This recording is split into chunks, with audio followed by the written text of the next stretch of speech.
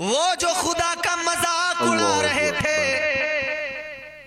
آج رو رہے ہیں، آنسو بہا رہے ہیں، آگ ان کے گھروں کو جلا رہی ہے۔ جو بڑے اپنے آپ کو طاقتور بڑے شان والے سمجھتے تھے بھاگ رہے ہیں۔ خدا کی خدائی کا مذاق اڑانے والوں کے لیے سبق ہے۔ کل ٹائٹینک بنا کر تم نے خدا کو چیلنج کیا تھا، تب تمہیں اللہ نے دریا میں غرق کر دیا تھا۔ آج تم نے لاس اینجلس میں ہالی ووڈ کے اندر اللہ کا مذاق اڑایا، آج بھی اللہ کا قہر آ گیا ہے۔ وہ کوئی تجھ سے سخت جان ہے کیا، تو بھی کچھ بول بے زبان ہے کیا۔ میرے گھر کو جلانے آیا ہے، آسماں پر تیرا مکان ہے کیا۔ یاد رکھنا دوسروں کے گھروں میں آگ اگر لگاؤ گے تو آسمان پر نہیں رہتے ہو، زمین پر رہتے ہو آپ بھی، وہ آگ آپ کے گھر تک بھی پہنچے گی۔ اپنے آپ کو اتنا طاقتور کبھی مت سمجھنا کہ فرعون سمجھ بیٹھو، قارون سمجھ بیٹھو، کیونکہ قارون، فرعون، نمرود اور شداد جیسے لوگ بھی جو اپنے آپ کو بہت طاقتور سمجھتے تھے، بڑا انہیں ناز تھا، زوم تھا، مگر اللہ تعالیٰ نے جب ان کی پکڑ فرمائی تو انہیں کوئی بچانے والا نہیں تھا۔ دنیا جسے بڑا محفوظ شہر مانتی ہے لاس اینجلس، جہاں پر بڑے بڑے امیر لوگ رہتے ہیں، بڑے بڑے امیروں کے بنگلے ہیں، ہالی ووڈ اسٹار سیلیبریٹیز وہاں پر رہتے ہیں۔ ایک شو کیا گیا وہاں پر، 4 طرح کے کریکٹر انہوں نے اس میں رکھے اور ان کو نمبر دینے تھے، ووٹ دینے تھے۔ 4 کریکٹر انہوں نے اس کے اندر رکھے، ایک کریکٹر انہوں نے گوڈ کا رکھا یعنی خدا کا۔ ووٹنگ ہوئی، سب کو ووٹ ملے، لیکن جو گاڈ کا کریکٹر تھا اس میں کوئی ووٹ نہیں، 0۔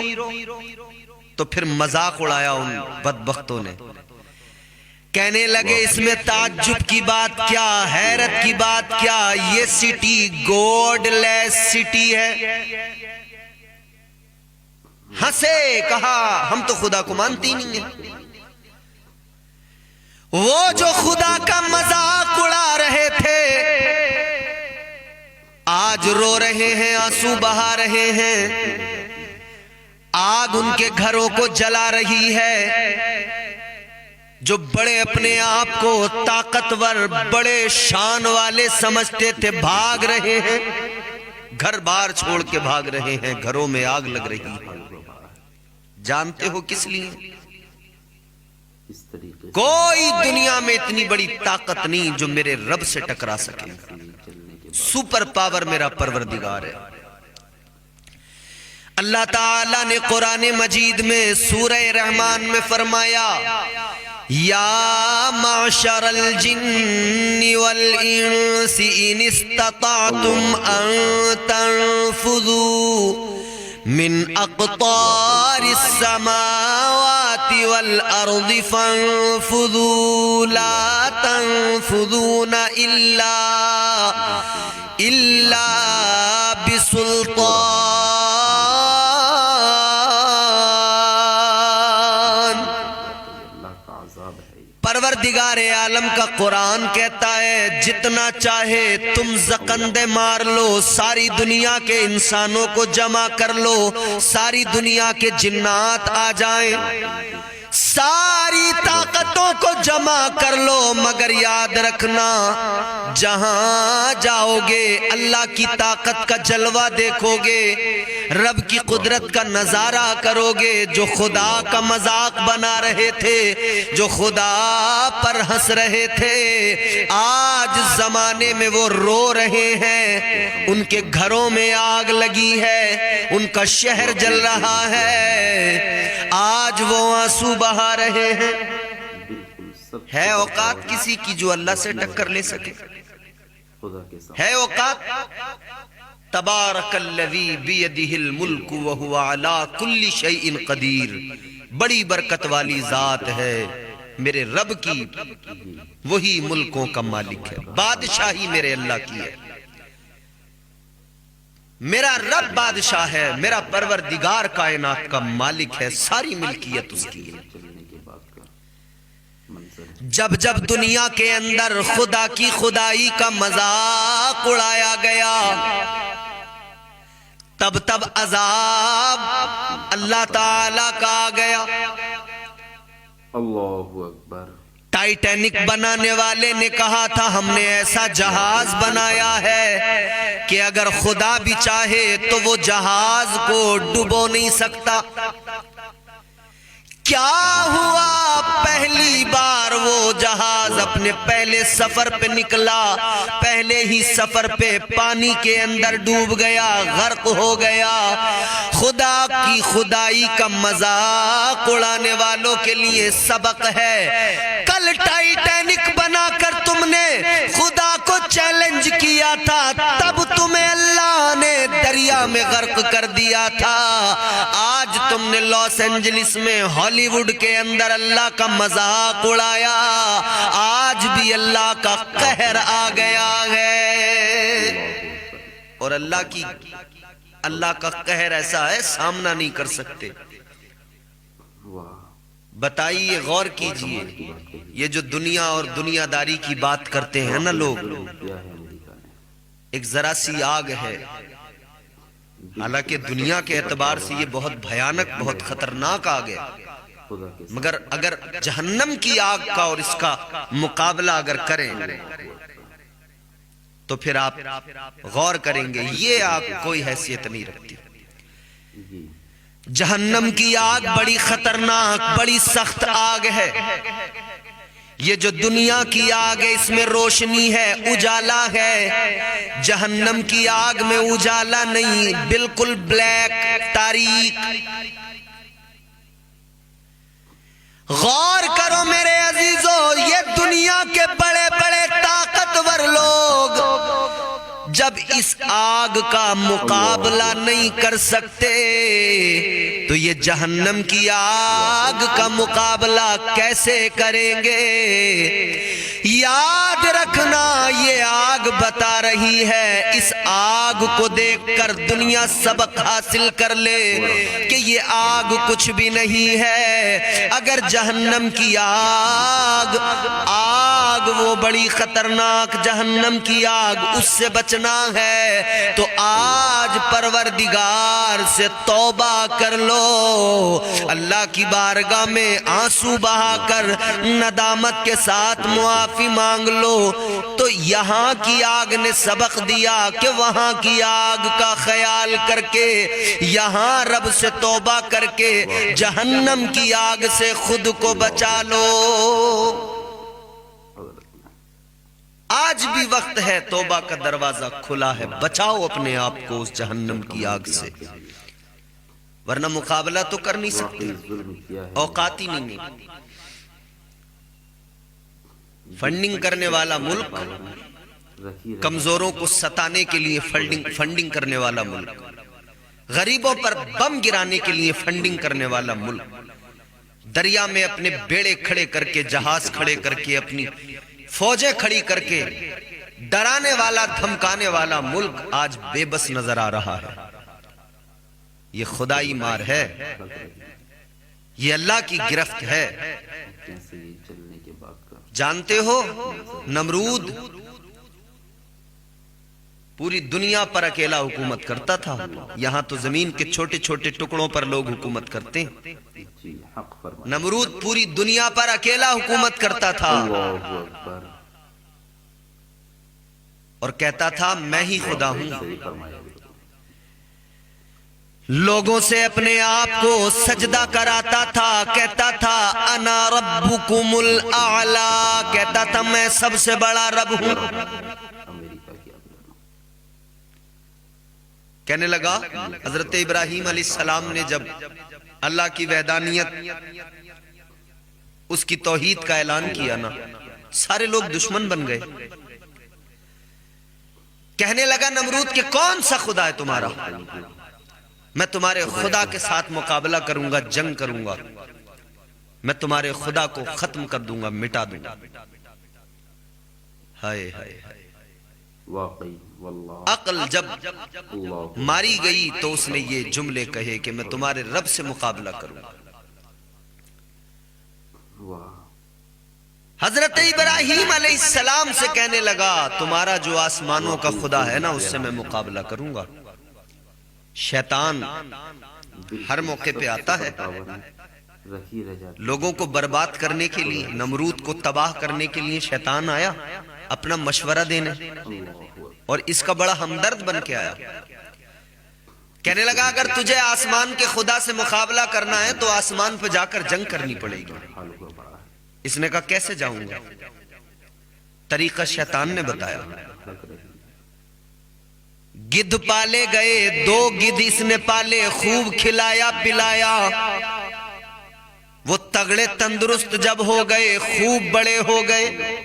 تو گدھ کی جو اڑان ہوتی ہے وہ بہت طاقت ہوتی ہے اس کے اندر. فرمایا بالکل نمرود نے گدھ پالے، کہا اب ان گدھ کو میں نے پال تو لیا، یہ مجھے اوپر کیسے لے کے جائیں گے آسمانوں تک؟ شیطان نے مشورہ دیا کہ ایک ایسی چیز بناؤ کہ جس میں تم کھڑے ہو جاؤ، ان گدھوں کے اوپر اس کو باندھ دو اور ان گدھوں کے سروں کے اوپر گوشت ٹانگ دو. انہیں پہلے ہفتہ بھر بھوکا رکھو، پھر جب بھوک انہیں زوروں کی لگی ہوگی ان کے سروں کے اوپر گوشت باندھ دو. یہ اس گوشت کو دیکھیں گے، اس کو پکڑنے کے چکر میں یہ اوپر کی طرف جائیں گے، اوپر کی طرف بڑھتے جائیں گے، پرواز کرتے جائیں گے. یہی کیا گیا.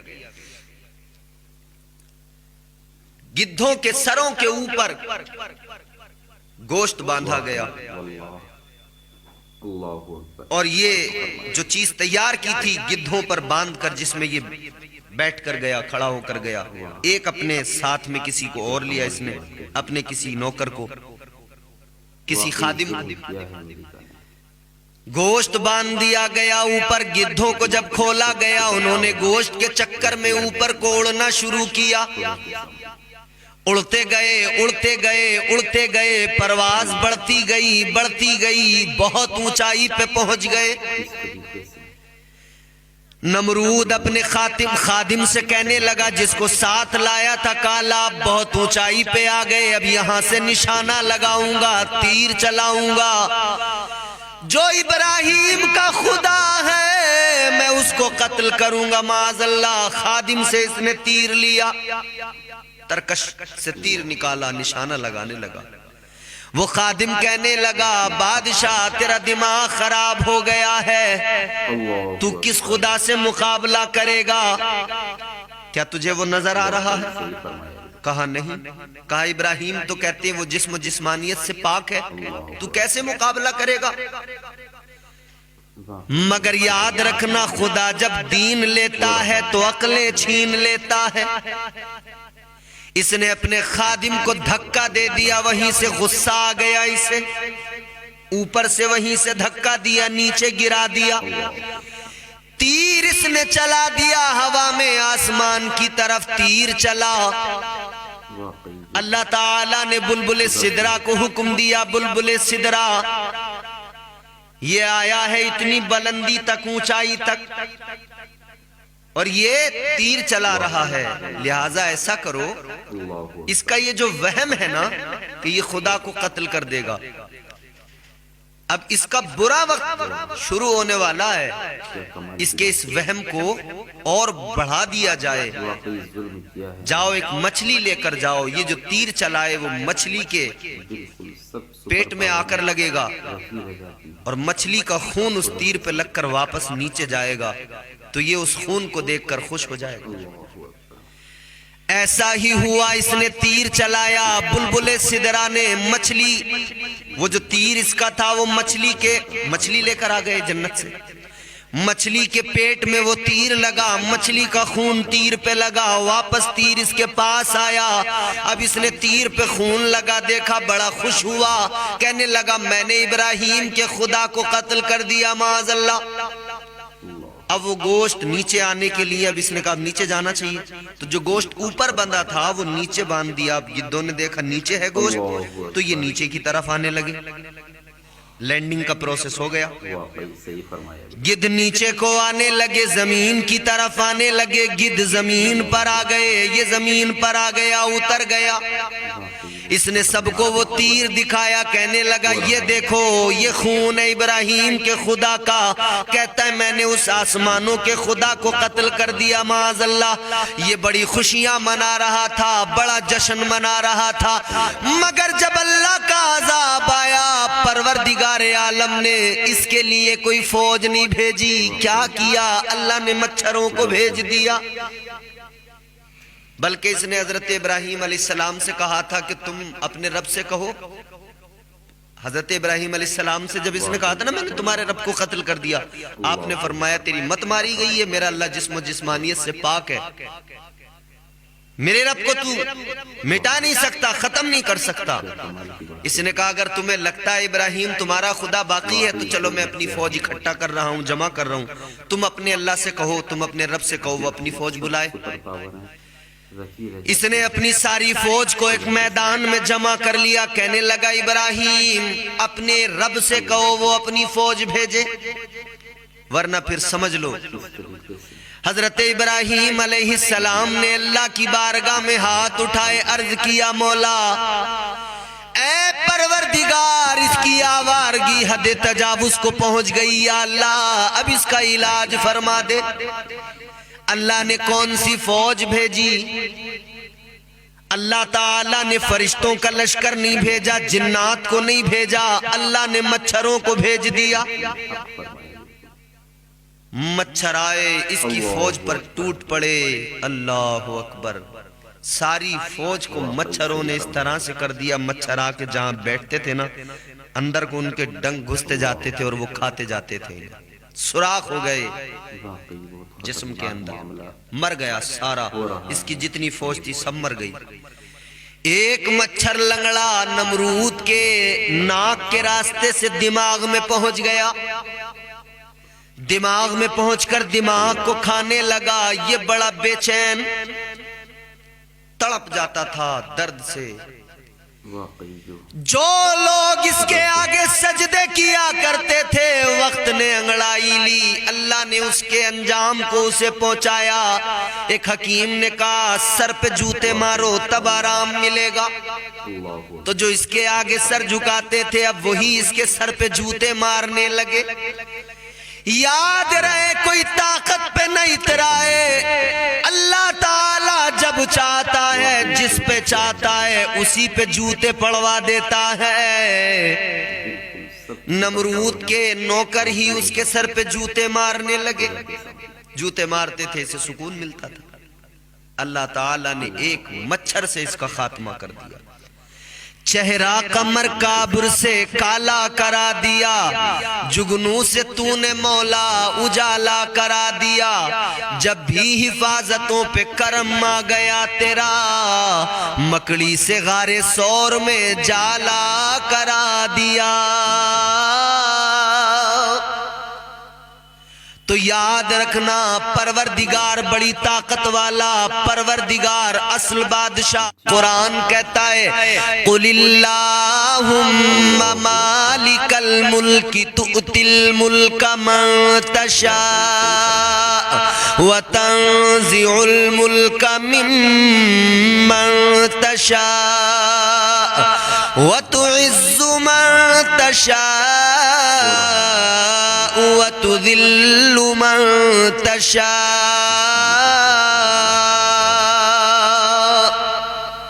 कुरान कहता है यूं अर्ज करो, ऐ हमारे रब सबसे बड़ा बादशाह तू है, सल्तनत तेरी है, सुपर पावर है मेरा अल्लाह। कुरान बता रहा है हर शय का मालिक मेरा परवरदिगार है।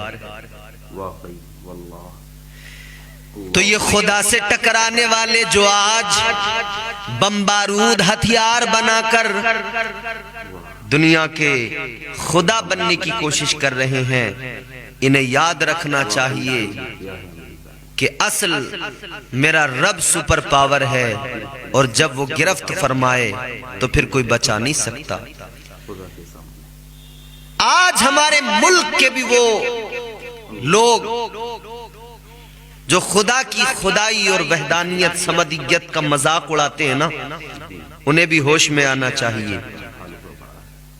امریکہ کے اندر خدا کا مذاق اڑایا گیا، انجام ہمارے سامنے ہے۔ ٹائٹینک بنانے والوں نے خدا کا مذاق اڑایا، انجام ہمارے سامنے ہے۔ اگر تم خدا کا مذاق اڑاؤ گے تو یہ مت سمجھ لینا کہ فوری طور پہ اگر کوئی اللہ نے تم پر عذاب نہیں بھیجا یا گرفت نہیں فرمائی تو تم بچ گئے۔ یہاں بھی نہیں بچو گے، قبر میں بھی نہیں بچو گے، آخرت میں تو ٹھکانہ جہنم ہی ہوگا۔ اللہ اکبر۔ یاد رکھنا اللہ تعالیٰ بڑی طاقت والا، امریکہ کی وہ میرا رب ہے، وہ میرا پروردگار ہے۔ جانتے ہو طاقت کے زوم میں تم اتراتے ہو۔ قارون کے خزانوں کا ذکر آپ نے سنا ہوگا، بڑے خزانے تھے اس کے پاس۔ یہاں تک ہم نے پڑھا کہ قارون کے اتنے خزانے کہ وہ اپنے خزانوں کی چابیاں، واقعی واللہ خزانے نہیں، خزانوں کی چابیاں سواریوں پر، اونٹوں پر، گدھوں پر لاد کر اس کے خزانوں کی چابیاں لے کر جایا جاتا تھا۔ اتنے خزانے تھے اس کے۔ واقعی ظلم کیا ہے امریکہ نے۔ مگر کیا نتیجہ نکلا؟ حضرت موسیٰ علیہ السلام نے جب اس سے فرمایا زکوٰۃ دے اپنے مال سے، پہلے تو کہنے لگا دے دوں گا، مگر جب اس نے حساب کتاب لگایا تو اس نے کہا میرا اتنا خزانہ، زکوٰۃ کا اماؤنٹ بھی بڑا بنا۔ اس نے کہا یہ تو بڑا مال جا رہا میرا، نیت بدل گئی۔ اس طریقے سے اب اس کے دماغ میں آیا کہ بھئی میں نہیں دوں گا۔